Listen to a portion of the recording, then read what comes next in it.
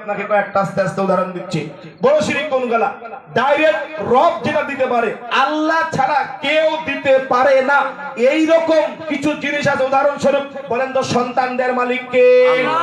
সন্তান দেওয়ার মালিক হচ্ছেন এক নম্বরে আল্লাহ তাআলা, আল্লাহ পাক রব্বুল আলামিন। আল্লাহ সূরা শুরার ভিতরে বললেন, আমি আল্লাহ যদি চাই কাউকে ছেলে সন্তান দিই, আল্লাহ যদি চাই কাউকে মেয়ে সন্তান দিই, আল্লাহ যদি চাই নারী পুরুষ মানে ছেলে মেয়ে উভয় দিই, আল্লাহ যদি চাই নারীও দেয় না পুরুষও দেয় না, তো বন্ধা বানিয়ে দেয়। তিনি কে? জোরে বলেন তিনি কে? নবী রাসূলদের সন্তান হয়নি, নবী রাসূলদের সন্তান আল্লাহ পাক দেয়নি, কোনদিন কোন মাজারে যায়নি, কোনদিন কোন দরগায় যে সেজদা দেয়নি। তারা শুধু এক নম্বরে চেয়েছে কার কাছে? একটু জোরে বলুন, কার কাছে চেয়েছে? ইব্রাহিম নবী আলাইহিস সালাম, আপনারা নাম শুনেছেন। যখন হযরত ইব্রাহিম আলাইহিস সালামের বয়স যখন প্রায় 82 বছর হয়ে যায়, কত বছর? 82 বছর। যে 83 বছরে পড়বে, তিনি দোয়া করছে, রব্বি হাবলি মিনাস সালিহিন, রব্বি হাবলি মিনাস সালিহিন। হে আমার পরওয়ারদিগার আলম, আমি তো বৃদ্ধ হয়ে যাচ্ছি প্রায়, মাওলা আমার একটা সন্তান যদি তুমি না দাও, আমার এই দুনিয়াতে তোমার দ্বীনের কাজ কে করবে? দুনিয়াতে দ্বীন ইসলাম কি করে টিকে থাকবে? ইব্রাহিম আলাইহিস সালাম শেষ বয়সেও একজনের কাছে চেয়েছেন, উনি কে? আল্লাহ। ইব্রাহিম কোনো কবরে যায়নি, ইব্রাহিম কোনো মাজারে যায়নি, আল্লাহর কাছে চেয়েছেন। আল্লাহ বলছেন, হে ইব্রাহিম, তুমি আমার কাছে দোয়া করেছো হাবিব আমার, বন্ধু আমার। ইব্রাহিম নিজেকে আগুনের ভিতরে ঝাঁপ দিয়ে দিয়েছিল। এই হচ্ছেন সেই ইব্রাহিম। ইব্রাহিম আলাইহিস সালামকে আমার আল্লাহ 313টা পরীক্ষা নিয়েছিলেন। তার মধ্যে 13টা পরীক্ষা কঠিন ছিল, 13টার ভিতরে আরো 3টি ছিল বড় বড় কঠিন। তার মধ্যে একটা পরীক্ষা হলো যে নিজেকে আগুনের ভিতরে ঝাঁপ দিয়া, তারপরে ছিল নিজের সন্তানকে কোরবানি করা, তারপরে ছিল নিজের সন্তানকে ধুয়ে আসা সেই মরুর প্রান্তে। ইব্রাহিম আলাইহিস সালামকে আমার আল্লাহ একটা সন্তান দিয়ে দিলেন। দেখেন কত সুন্দর কথা। ইব্রাহিম নবীকে যখন সন্তান দিলেন আমার আল্লাহ তাআলা, সন্তান দেওয়ার পর আল্লাহ বললেন, হে ইব্রাহিম, দেখি তো তোমাকে 83 বছর পর একটা সন্তান দিলাম, এই সন্তানের মহব্বত আমি আল্লাহর চাইতেও বেশি না কম? আল্লাহর চাইতেও বেশি না কম? ইব্রাহিমকে আমার আল্লাহ বলেছেন, ইব্রাহিম, তোমার সবচেয়ে প্রিয় জিনিস, সবচেয়ে প্রিয় তোমার সন্তান ইসমাইল আলাইহিস সালাম। এই ইসমাইলকে আর তার মা হাজেরাকে তুমি আমার আদেশে প্রায় 800 কিলোমিটার দূরত্ব একটা জায়গা হেজাজ থেকে, বাড়ি হচ্ছে ইব্রাহিম আলাইহিস সালামের বাড়ি হলো হেজাজে, হেজাজ থেকে তুমি মক্কায় আমার কাবা ঘরের প্রান্তে তুমি ছুঁয়ে আসো, মক্কা প্রান্তে ছুঁয়ে আসো। তখন কাবাতে কোনো মানুষ নেই, কাবা শরীফ একটা চিহ্নিত জায়গা, উঁচু একটু জায়গা ছিল, এটা কাবা শরীফ নামে পরিচিত ছিল। ইব্রাহিম আলাইহিস সালামকে আমার আল্লাহ তাআলা অর্ডার দিয়ে দিলেন, কোথায়? বললেন যে কাবা গৃহের পাশে তুমি ছুঁয়ে আসো। কাকে? তো সন্তানকে। হারে কি মায়ার সন্তান, কি জাদু মায়া, কি সন্তানের মহব্বত দেখবেন। বাপ যদি বেঁচে থাকে, সন্তান যদি মারা যায়, তাহলে বুঝে যে বাপ কি জিনিস, সন্তান কি জিনিস। ওর জন্য একজন ব্যক্তি বলেছেন, সন্তান যদি বাপের আগে মারা যায়, তো বাপের অর্ধেক হায়াতটা কমিয়ে যায়। চিন্তা করতে করতে হারে আমার এই হাতে আমার সন্তানকে আমি কি করে দাফন করলাম, আমার এই হাত দিয়ে আমি আমার সন্তানকে কি করে জানাজার পরে কবরে নামি দিয়ে আসলাম। বাপ মা যদি ঘরে যেও দেখে যে সন্তানের জামা কাপড় আছে, তো বাপ মা ওই সন্তানের জন্য ডুকরে ডুকরে কান্না করে কি করে না? প্রিয়তম আপনজন সন্তান বাপ মায়ের কাছে, এর চেয়ে আর বড় কিছু হতে পারে না। ইব্রাহিম আলাইহিস সালাম আল্লাহর অর্ডারে আল্লাহ বলছেন, হে মালিক, আমার স্ত্রী সন্তানের চাইতেও তোমাকে বেশি ভালোবাসি। তার প্রমাণ আল্লাহ তাআলা তার নবীকে যখন বলেছে ইব্রাহিমকে, ইব্রাহিম তার ছেলেকে হাজেরাকে আর তার ছেলে ইসমাইলকে মশকা করে কিছু পানি আর কিছু খেজুর দিয়ে একটা জায়গায় দিয়ে আসতেন, যেখানে কোনো মানুষ নেই, চিল্লে মরে গেলেও কোনো মানুষ পাওয়া যাবে না। কাবার প্রান্তরে যখন থুয়ে দিলেন, ইসমাইল আলাইহিস সালামের বয়স ছিল 2 অথবা 3 দিন 4 দিন, এরকম বাচ্চা ছিল ইসমাইল। ইব্রাহিম আলাইহিস সালাম যখন হযরত ইসমাইল আলাইহিস সালামকে ওই কাবা ঘরের প্রান্তরে যখন দেখে যাচ্ছেন, ওই জায়গায় যখন দেখে যাবে, হাজেরা তখন সঙ্গে সঙ্গে বলতে, স্বামী আমার, আপনি এই প্রান্ত থেকে যেখানে একটা মানুষজন কেউ নেই, ধুধু এলাকা, মরুর বালি এলাকা, আজকে যদি তাপ পড়ে, মরুর প্রান্ত, বালি, মদিনা মক্কার বালি এমন তাপ হয়, আজকে আমাদের যে পাহাড়গুলো দেখা যায় এরা জিন্দা পাহাড়, কত সুন্দর গাছ বৃক্ষ দেখা যায়। আর যখন মদিনা মক্কার পাহাড় দিয়ে ধোঁয়ার মতন উঠে রোদের সময় এত তাপ হয়, মক্কার বালি, মদিনার বালি এত তাপ হয়, যদি ধান দেওয়া হয় খই ফুটে যাবে, এত পরিমাণে তাপ হয়। হাজেরা আলাইহিস সালাম আর সঙ্গে সঙ্গে হাজেরা আলাইহিস সালাম আর ইসমাইল আলাইহিস সালামকে রেখে হযরত ইব্রাহিম আলাইহিস সালাম তাদেরকে রেখে চলে যাচ্ছেন। হাজেরা পিছনে যেয়ে বলতে, স্বামী আমার, আপনি আমাকে ছেড়ে কোথায় চলে যাচ্ছেন? যে এলাকায় কোনো মানুষজন নেই, চিল্লে যদি মরে যায় একটা মানুষ আসবে না। ইসমাইল আলাইহিস সালামের বাপ ইব্রাহিম আলাইহিস সালাম পেছন দিকে দেখলেন না, পেছনের দিকে ফিরলেন না, ইসমাইল আলাইহিস সালামের দিকেও তাকালেন না। হারে 83 বছর পর একটা সন্তান ইসমাইল আলাইহিস সালাম, ইসমাইলের দিকে তাকালেন না। না তাকিয়ে তিনি যখন রওনা দিলেন, কোথায় রওনা দিলেন? ওই জায়গাতে পেছনে পেছনে হযরতে হাজেরা কিছু দূর আসলেন। হাজেরা আলাইহিস সালাম এসে দেখে ইব্রাহিম আলাইহিস সালাম আঙ্গুলটা তুলে এইরকম করে ইশারা করলেন। হাজেরা বুঝতে পেরেছে আল্লাহর আদেশে, আল্লাহর আইনেই আমাকে রেখে যাচ্ছেন এই জায়গায়।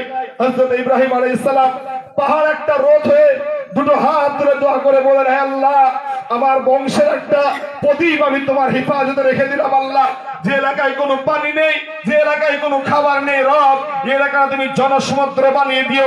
হে আল্লাহ, তুমি এখানে খাবারের তুমি বরকত বানিয়ে দিও। ইব্রাহিম আলাইহিস সালাম দোয়া করে চলে গেলেন। এইদিকে ইসমাইল আলাইহিস সালামের মা হাজেরা আলাইহিস সালাম এইবারে তখন বাপ মানে মা আর সন্তান, বাপ তো চলে গেছে ইব্রাহিম, এইবারে কি করবে? হাজেরার বুকের দুধ শুকিয়ে গেল, পানি মশকে শেষ হয়ে গেল, কোথায় যাবে? হারে কোন জায়গায় যাবে? কে দিবে? তাকে কোনো সাহায্য করা মানুষ নাই। ইসমাইল আলাইহিস সালাম পানির জন্য হাহাকার করতে লেগেছে। হাজেরা তখন কি করবে? আপনারা যদি হজে যান, তৌফিক দিক আল্লাহ পাক, একবার মক্কা নবীর দেশ, আল্লাহর নবীর দেশ একবার দেখার সবাইকে তৌফিক দান করুন, আল্লাহুম্মা আমিন। এই যে দেখবেন যদি কেউ হাজিরা যান, একটা কাবা শরীফ, আর কাবা শরীফের প্রান্তে দুইটা পাথর, একটা সাফা একটা মারওয়া, এই দুইটা পাহাড়, এই দুইটা পাহাড়ের মাঝখানে ইব্রাহিম আলাইহিস সালামের ছেলে ইসমাইল আর হাজেরাকে থুয়ে গেছিলেন। হাজেরা বলছে, হায় আল্লাহ, এখন যদি আমার সন্তানকে একটা পানি যদি না দিই, আমার সন্তানটা মারা যাবে। এই বলে এখন পানি কোথায় পাবে? পানি তো কোথাও নেই। হাজেরা দেখছে ওই সাফা পার্বতে, সাফা পর্বতে চিকচিক করে মনে হচ্ছে যেন পানি আছে, ওটা হচ্ছে বালি চিকচিক করছে। হাজেরা একবার দৌড়ে চলে গেলেন, আবার মারওয়ার দিকে দেখে মারওয়াতেও চিকচিক করছে, এসে দেখেন ওইটা হলো বালি। এইরকম করে তিনি সাফা মারওয়া 7 বার দৌড়াদৌড়ি করলেন। কতবার? 7 বার দৌড়াদৌড়ি করলেন। আল্লাহর নবী হজে এটা ফরজ করে দিয়েছে, যদি কোনো হাজি যে সাফা মারওয়া যদি দৌড়াদৌড়ি না করে, তাহলে তার হজ কবুল হবে না, হজ কোনোদিন হবে না। তার আল্লাহকে কত ভালোবেসেছিল ইব্রাহিম আলাইহিস সালামের ছেলে ইসমাইল। হাজেরা মনে মনে ভাবলো, হায় আল্লাহ, আমার সন্তানকে মনে হয় আর বাঁচাতে পারবো না, আমার সন্তান মনে হয় এখনই মারা যাবে। এই কথা যখন বলেছে, আমার আল্লাহ বলেন, হে আমার হাজেরা, তোকে আমার ফেরেশতারা তোকে দেখা দিয়েছিল। ফেরেশতা জিবরিল আমিনকে বললেন, হে জিবরিল আমিন, তুমি তাড়াতাড়ি যাও, যে মরুর প্রান্তে যেখানে পানি বলে কোনো জিনিস নেই, তুমি যাও। আমি আল্লাহর কাছে নাই শব্দ নাই, অতএব আমি আল্লাহ মরা গাছ থেকে শুকনা ফুল ফুটাতে পারি, আমি আল্লাহ জিন্দাকে মুর্দা বানাতে পারি, আমি আল্লাহ রাতকে দিন দ্বারে পরিবর্তন করতে পারি। ও হায় জিবরাইল, আমার হাজেরার কাছে তুমি তাড়াতাড়ি চলে যাও। জিবরিল আমিন এসে বলছেন, ও হাজেরা, তোমার টেনশন নাই, তোমার সমস্যা নেই। এই বলে জিবরাইল আমিন নিজের পা দিয়ে এরকম করে একটা যখন আঘাত করেছেন, আঘাত করার সাথে সাথে মাটি ফেটে ওই দিক থেকে একটা পানির ঝড় উঠতে শুরু করেছে।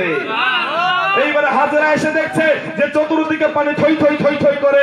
তার মুখের ভাষায়, তার জবানে বলেছিল, আমরা যেটা বাংলায় বলি থাম থাম, এটা আরবিতে বলা হয় জমজম। কি বলা হয়? জমজম। হাজেরা এবারে সঙ্গে সঙ্গে জমজমের 3টি পাথর দিয়ে দিলেন। নবীজি বলেন, এই জমজমে ওই দিন যদি হাজেরা পান না দিত, তো গোটা পৃথিবীতে এই জমজমের পানিতে বরকতময় হয়ে যেত। নবীজি বলেছেন, কেউ যদি এই জমজম পানি যদি কেউ একবার পান করে, যে নিয়াতে পান করবে, আল্লাহ রাব্বুল আলামিন তার ওই নিয়াতটাই কবুল করবে। বলুন আলহামদুলিল্লাহ। অতএব এই এত সৌন্দর্য, বড় উদ্দেশ্য ওইটা না, বড় উদ্দেশ্য এইটাই, ইব্রাহিম নবীর সন্তান 82 বছর হয়নি। বলুন তো সন্তান চেয়েছে কার কাছে? আল্লাহর কাছে। কোনদিন কোন মানুষের কাছে চাইনি। নবী জাকারিয়া আলাইহিস সালাম বহুদিন সন্তান হয়নি, সন্তান চেয়েছিল কার কাছে? সন্তান দিয়েছেন কে? জোরে বলুন, সন্তান দিয়েছিলেন কে? একটু জোরে বলুন, সন্তান দেওয়ার মালিক কে? তিনি হচ্ছেন সেই রব, তিনি হচ্ছেন সেই আল্লাহ। কোনদিন কোন মাজারে যে বলেনি যে একটা সন্তান দে বাবা, একটা সন্তান দে আব্বা, এই কথাটা কোনদিন কোন মাজারে বলেনি, কোনদিন কোন জায়গায় বলেনি। বলুন তো, আমাদের সন্তান আদি যদি না হয়, কোন জায়গায় কবরে, দরগায়, মাজারে মান্নত করা যাবে? জোরে বলেন, যাবে? এগুলা কি বললাম? জোরে বলো। এগুলা শিরিক, শুধু শিরিক, এটা বড় শিরিক। আবার সমাজে কিছু লোক আছে একদিল গান দেয়, আপনাদের সমাজে নাই মনে হয়, একদিল গান দেয়। আচ্ছা বলুন, গান ইসলামে জায়েজ না হারাম? হারাম। জায়েজ না হারাম আপনারা বলেন? ইসলামে গান হারাম। আর ওই একদিল গান দেয়, একদিল গানে কি বলে, একদিল গান গোড়া থেকে শেষ পর্যন্তই শিরিকে ভরপুর, গোটাটাই শিরিক, হারাম তো আছেই, তারপরে আবার ডবল হারাম। কথা বুঝে আসলো তো? এই যে একদিল গান দেয়, এটা হলো বড় শিরিক, এটা ছোট শিরিক নয়। বলেন একদিল গান যদি কেউ মান্যত করে, শয়তান আবার এসে স্বপ্নে দেখায় যদি গান না দিস তো ছেলে মরে যাবে, আছে না নাই? শয়তানেরও কম বুদ্ধি নাই ভাই। আপনি মনে করছেন আমি শয়তান আগে আগে যাই, না না, শয়তানের বয়স অনেক। আর বয়স ওই দিন মরবে যেদিন ইসা আলাইহিস সালাম সিংহায় ফুৎকার দিবে, অভিজ্ঞ শয়তান আপনাকে চাই ইমানটা কি নষ্ট হবে। একদিন আমাদের গ্রামে কমরি সাহেব আছে, তো পাশের গ্রামে মিলাদ দিবে, বুঝলেন? কি বলে ওই একদিল দিবে, তো একদিল গান দিবে। তা আমাদের হাফেজ সাহেব ওই গ্রামের বাড়িতে, তো যে বলছে ভাই আপনি এই গানটা দিয়েন না, হারাম। তখন বলছে এই গান যদি না দিয়ে আমার ছেলে যদি মরে যায় দায়িত্ব আপনি নেবেন। তো বলছে আচ্ছা বেকায়দা কথা তো। তিনি তারপরে বলছে যদি এই গান দেওয়ার পর যদি আপনার ছেলে মরে যায় দায়িত্ব কে নেবে? কথা আছে, গান দেওয়ার পরে ছেলে মরে গেলে বলেন তো বাঁচানোর মালিক কে? আল্লাহ। বাঁচানোর মালিক কে? আল্লাহ হচ্ছেন বাঁচানোর মালিক, রব হচ্ছেন বাঁচানোর মালিক। একদিন গান দিয়েছি তার জন্য আমার সন্তান বেঁচে গেছে, একদিন গান দিয়েছি ওর জন্য আমার বিপদ আমার বালা মুসিবত আমার দূর হয়ে গেছে। ওয়াল্লাহি আল্লাহর কসম, এই গান বাজনা যদি কেউ দেয় ও তো গুনাহগার হলোই হলো, আর গোটা সমাজ থেকে গুনাহগার করে গাছ ছাড়লো। অতএব যদি কেউ একদিন গান দেয় ওকে আপনারা বুঝাবেন, ওই গানের মজলিসে যাবেন না, এগুলো শরীয়তে হারাম শিরকের অন্তর্ভুক্ত, এগুলো বড় শিরকের ভিতরে পড়ছে। এবার ছোট শিরক কিছু কথা বলি, বলবো তো ইনশাআল্লাহ। আমি বলি ছোট শিরক কিছু কথা বলি, যেহেতু বলতে গেলে অনেক কথা। যে বড় শিরকের কথা আমরা বললাম, কয়েকটা ছোট শিরকের কথা বলি। ছোট শিরক বলতে